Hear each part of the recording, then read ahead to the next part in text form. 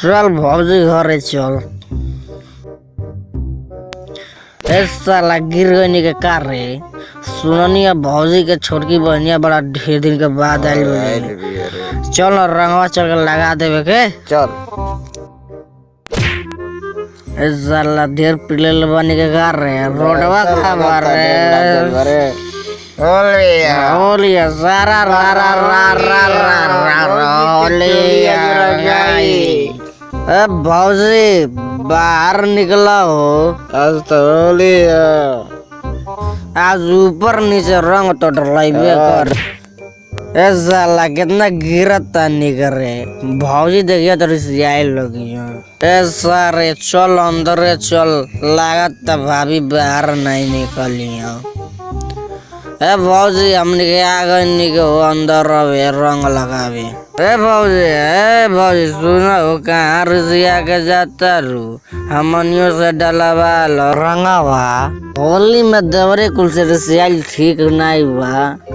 अभी बता सोया हमर भैया कहाँ बानो बोले लोगना नहीं। ए देवर जी सब मर्द अपने मेहरारू से होली खेलेला लेकिन हमरे बहनिया से होली खेलता।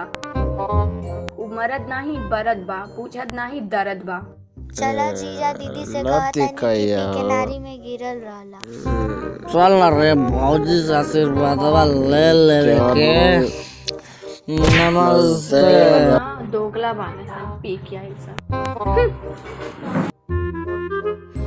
भौजी रिसिया गई लागत साला सोई में ढेर पीले ले बानी करे। सारे चल चल चल भौजी से भौजी माँ भगदा हो।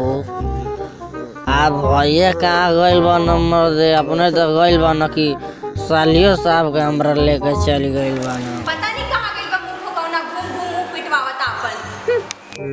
पिचकारी न किल रहा। ए मलिकाइन कहाँ बालू बाहर निकलो। रिसियाल बालू का होलिया रंगवाला होलिया। साले साहिबा अरे भैया तारा छोड़ी ना जीजा ई का हैप्पी होली हो। हम साले साहिबा का फिर से लगाइबे और बढ़िया से लगाइबो।